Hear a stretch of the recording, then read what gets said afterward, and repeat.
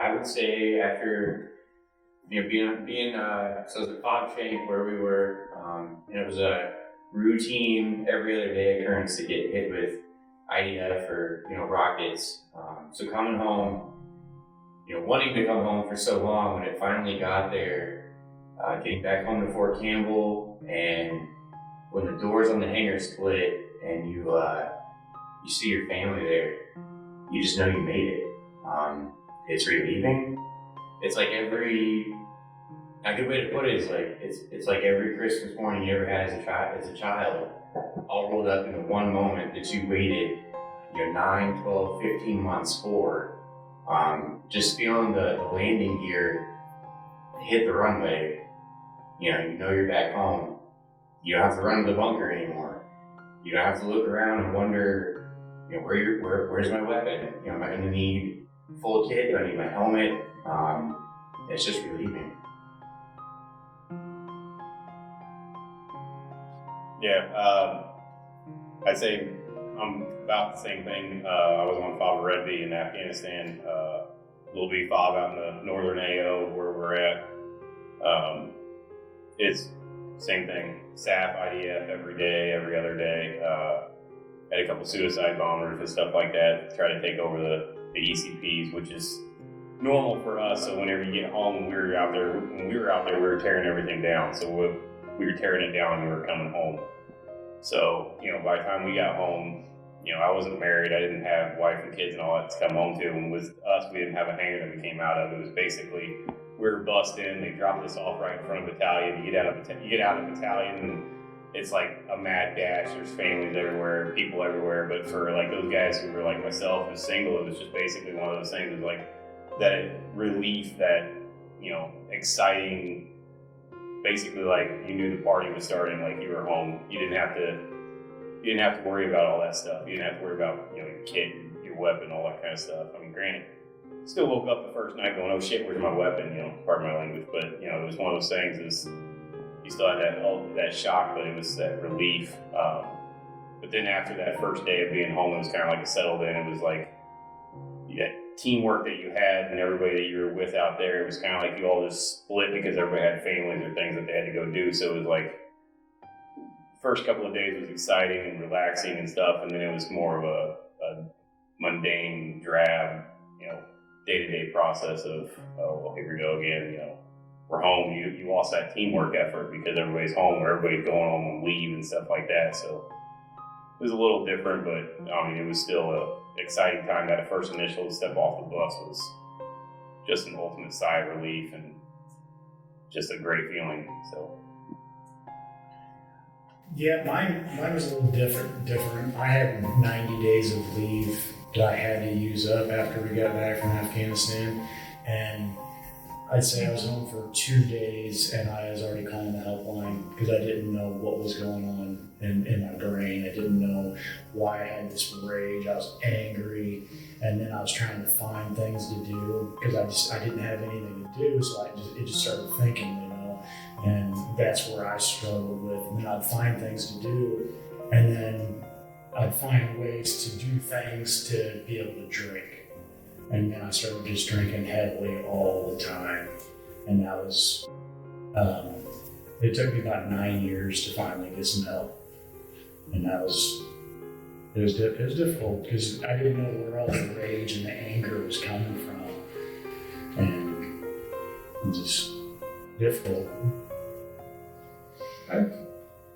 It was kind of difficult. Like I said, I turned towards the adrenaline. Over there, you have an adrenaline rush all the time. IEDs today or incoming. That adrenaline rush got to me, and when I got home, street bikes. I was in California. I'd go 100 mile an hour up and down 8-lane interstate, weaving in and out of traffic. Anything to give you that rushing. And I turned to doing stupid stuff, skydiving, whatever I could to give me that.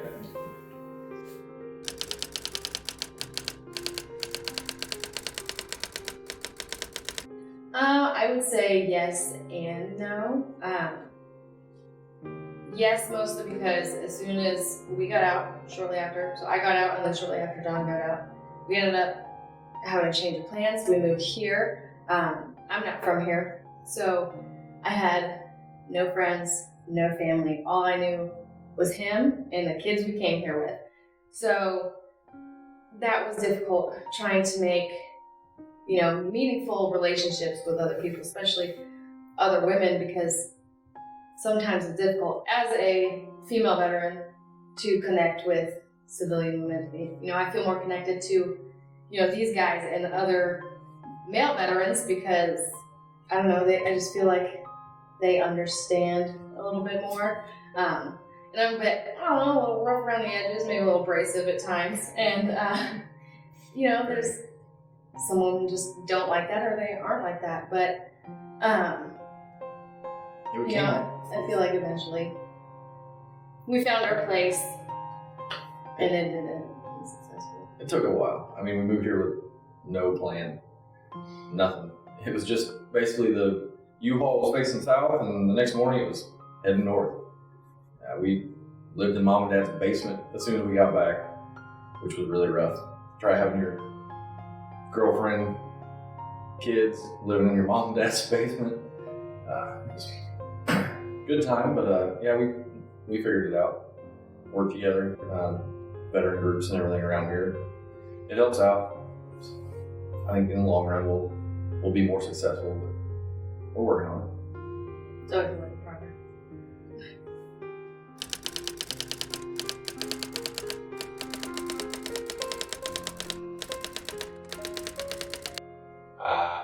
Hands down, I would make the exact decisions I made. I'd put the uniform on.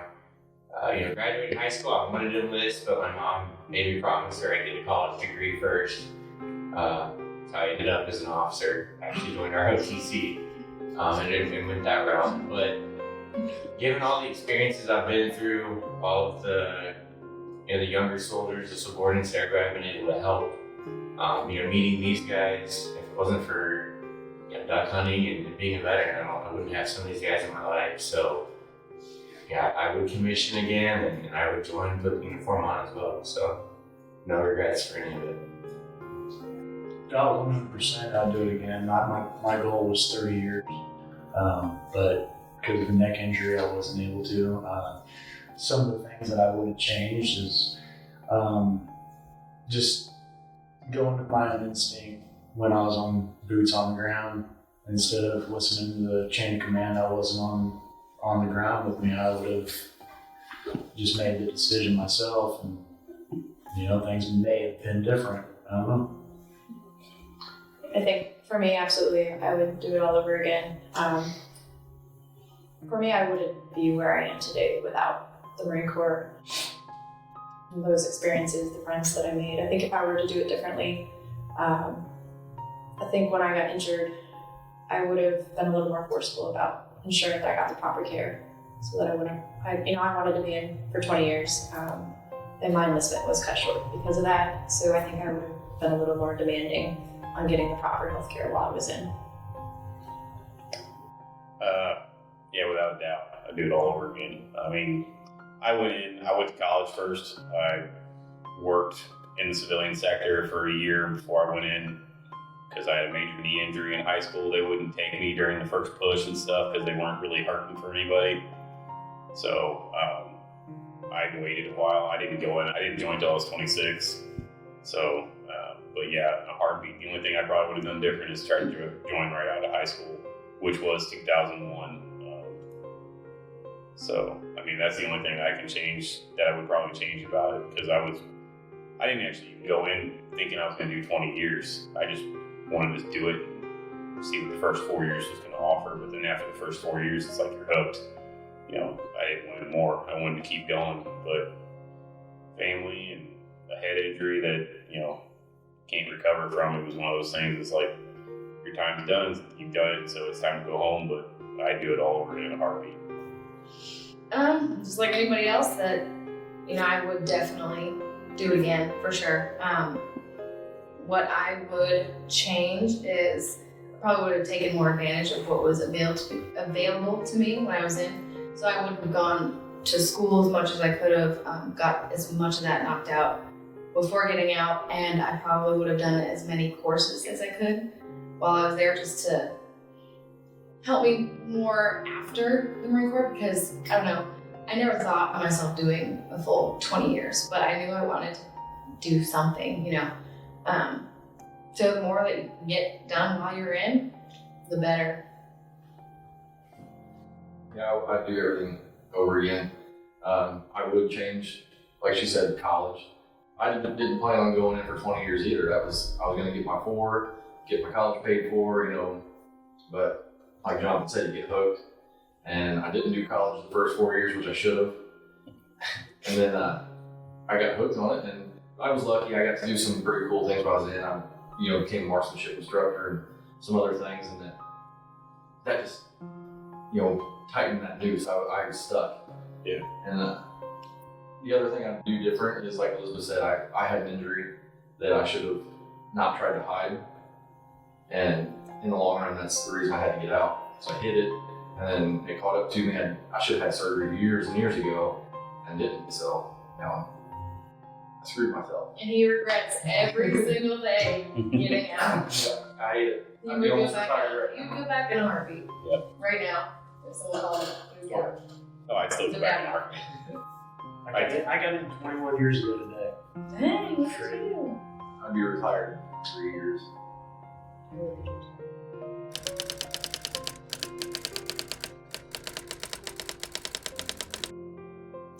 My biggest obstacle was myself. I didn't think that I needed the help. I didn't think that I deserved the help. And I didn't really even know that there was something wrong with me. Everything was going at a fast pace. And if I would have gotten out of my way and just went and got the help when it was first recognized, I would have been a lot better. But it took me 9 years to get the help, and I finally went to the Road Home program up at Rush University up in Chicago, 3-week intense PTSD treatment program. That was probably the best thing I did, is save my marriage, save my family, and save my life ultimately. So just getting out of your own way to get the help to be the best parent and husband you can is the biggest thing.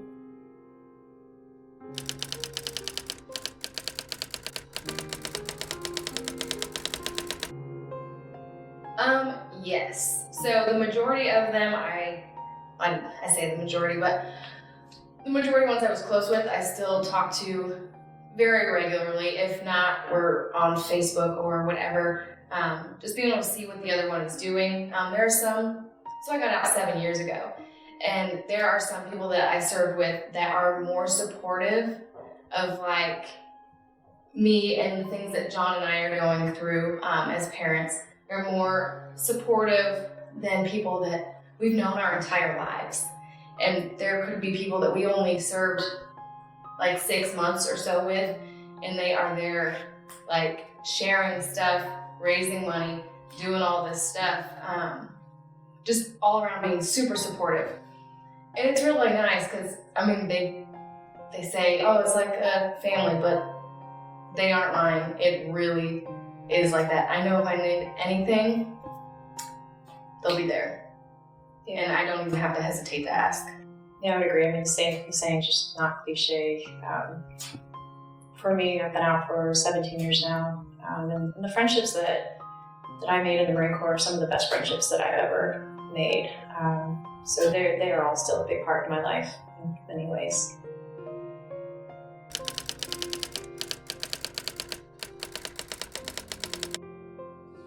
I have to say the biggest thing is probably my family. When I first got out, it was rough. I didn't feel like my time was done. I felt like I got cut short with the injury and stuff and everything that piled up.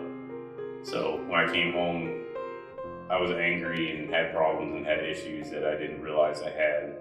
And, you know, like other people have said before, and I had to get out of my own way. I had to, you know, let myself get the help that I needed.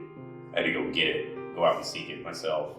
And through that process, I realized, you know, my wife and my kids are the biggest factor of why I'm doing what I'm doing now. They're the biggest factor of, you know, you get up in the morning, you still, you know, get up in the morning and go do what you need to do because it's for them. They gave me the purpose back.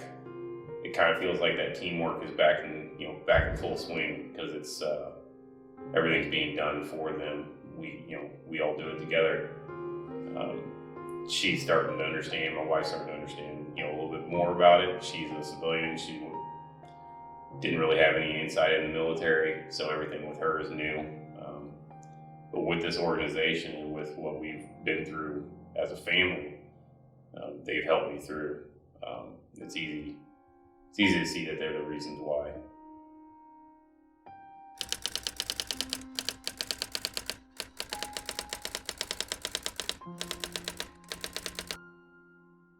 I tried a lot of different things for PTSD. I tried the VA solution on cocktails of pills and went through so many different trials of pills just to help me out, and it never helped. And I'm a medical cannabis patient, and that seems to help quite a bit. Helps me be able to focus on what I need to focus on and not the 1,000 things going on in my head. That and just having a good quality support group that is always there for you, no matter what time it is. I'm up at 4 o'clock every morning, if not 5. Doesn't matter what day it is, I'm still up. But just having that support group is huge, because like me, I don't talk to any of my family. My wife, my kids, and my granddaughter, that's the extent of my family, as far as blood. I don't talk to my parents, I don't talk to my sisters or anything like that. So having people around me that knows, what I'm going through, that is going through the exact same thing. I may be having a shitty day, but they may not be. And so, kind of just pull myself out of it. I call it mind fucking myself, just because I do that all the time. I can get all excited about going to jiu-jitsu practice, and then one little thing will happen, or it's said, and then it's just like, nope, not going. I'm done. I just shut down. And, that can last for a day, it can last for 2 weeks. And no matter sometimes how hard I try, I can't ever pull myself out of it until just one day, things changed, it's just, I don't know, the sport group has been a big one.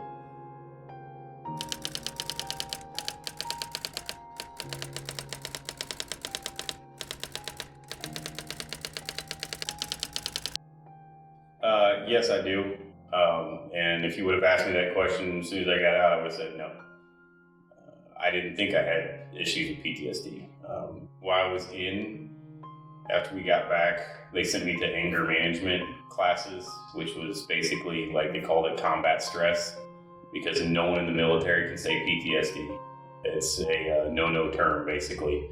You can't hint it, you can't hint at it, you can't say it, you can't deal with anything. It's all combat stress. Basically, they just tell you that you need to relax because you're still in the combat mindset, not in the civilian or garrison version of yourself. But yeah, if you would have asked me that question when I first got out, I would have said no. But I realized after feeling things and thinking things and acting certain ways that I was not right. There was something wrong. That it wasn't just me, or that it was me. I at first thought it wasn't me. I thought it was the rest of the world. I thought society was messed up.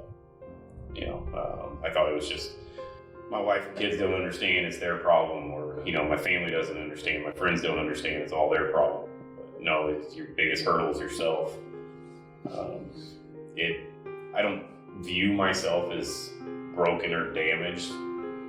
Most of society will say otherwise. Whenever you first bring up the term PTSD, there's a big stigmatism towards it, whether it's even combat related or if it's even relationship or a vehicle accident can give you PTSD.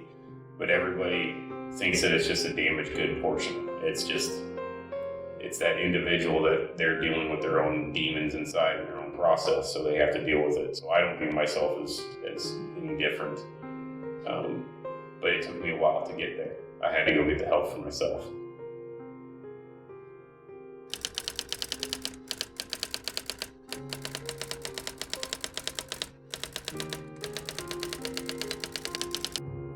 And some of the best things you can do is we all serve together. We all go downrange together. When you're downrange, you care so much about the guy to your left and your right. I think if we redeploy, we come back home, and we have that same mentality, and understanding that if your buddy downrange needs ammo or water, you're going to try and help him out. So when we all get back home, we redeploy, and we're supposed to all go back to normal life. Make sure you check on each other. If somebody needs help, or they don't understand something, or they're trying to get through, transition of maybe becoming a young parent, that military member or that veteran isn't going to be able to reach the commonality or a way to communicate the best they can with the civilian populace. So whether you're a civilian or you're a veteran or you're still actively serving, the best thing you can do is have open ears, open arms, and an open heart. Like, accept that person in, and help them realize that there are people that care. Because the worst thing we can do is, you hear the drill sergeants, drill instructors, all that. Somebody's going to be the individual. You never want to worry about yourself, even after you've gotten out. Being the individual, that's bad. You still got to keep caring about everybody, to help them still feel like they're in the fight. Whether the fight is downrange on a FOB somewhere, you redeploy. The fight here is being a young entrepreneur, starting a new business, being a successful parent. The battlefield changes. The fight, the ambition to succeed and win, that's what we're all trained to do as Marines or soldiers, sailors, airmen. Nobody wants a military that's okay with failure, and none of us are. So we need to continue to attack life and support each other, just like we would on the battlefield. Just be there. Have a presence. I think the community needs to come together and try to erase the negative stigma that is associated with people getting help for their PTSD. I think that's a huge thing. Yeah, I don't feel like the veterans with PTSD should be the ones trying to be understood. It should be the civilians trying to understand instead. There's, like they keep saying, there's such a stigma with it. But if society put as much effort into understanding PTSD as they do, other equally as important issues, I think everyone would be in a much better position.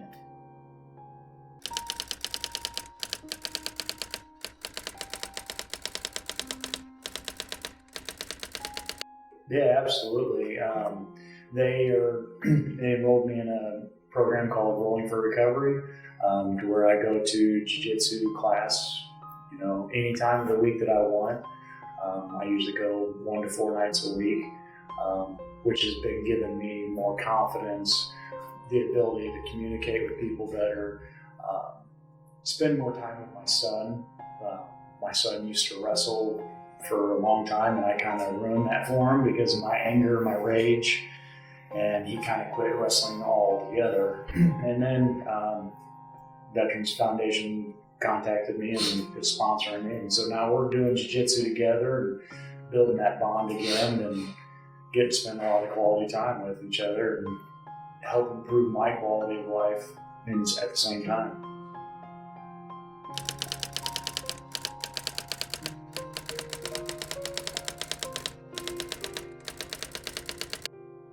We started off with years ago going on hunting and fishing trips. We were taking these veterans out, 100% free to them. We get them a hotel. We've gone up to Lake Michigan. We've done Lake Taneycomo, a couple hunts in southern Missouri. 100% free to them, just to get them out having fun, away from their normal stresses and daily life. And then we've also started a new program, Rolling for Recovery, which it's jiu-jitsu and martial arts. I was always big into that when I was younger, and in the Marine Corps I achieved black belt, so I've always liked martial arts, and I've figured to exercise is it's very good to help combat PTSD. So what we're doing is we're sponsoring a veteran for 1 year free to a martial arts gym, and Fuji Sports is helping out. We give them a gi, so they have no expense just to get out and start doing something, be a part of a team, get the exercise, go hunt and fish and hang out with other veterans. So just get out, get away from daily life. And I'd like to hit on the Rolling for Recovery thing too. So we started that after we started going to jiu-jitsu on our own here, once one started here in Jerseyville. And I've been through John through highs and lows of, how he's feeling. I've seen him really good and I've seen him really bad. And after him starting this jiu-jitsu, it was amazing. Like, I saw the benefits of it almost immediately. He felt like he was part of a team again. He had, could work out maybe some of that a little bit, some of his aggression, of course not trying to hurt his teammates, but and it also would wear him out and he could actually sleep again. So, whereas he wasn't sleeping at night and he didn't feel like he was part of a team, all that changed once he started. So when we both saw how much he was benefiting from it, that's when he said, maybe I could incorporate this into the U.S. Veterans Foundation and try and help other people, benefit from it as much as I have. And I think it's been going really well so far.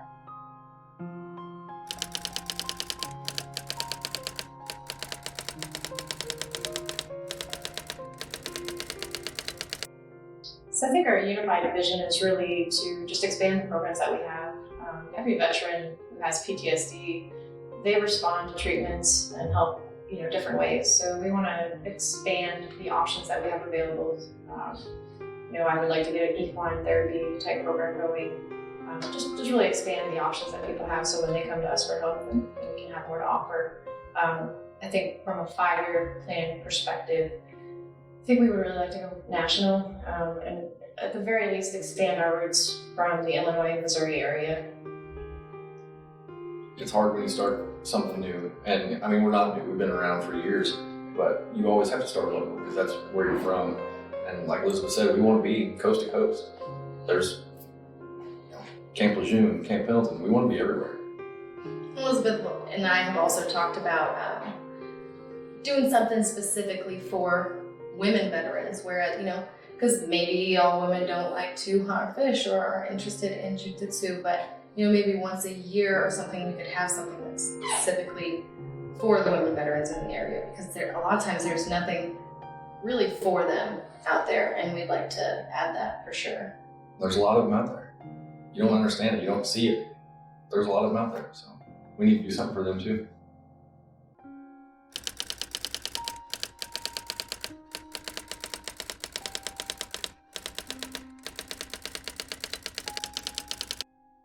So there's multiple different ways that they can get a hold of us. They can look us up on Facebook or Instagram, look up U.S. Veterans Foundation. They can give John a call. His number is 814-882-5816. Call or text, either one. Or they could also email. It's chiefexec@usvetsfoundation.org. And also usvetsfoundation.org, just as the website. Any of those.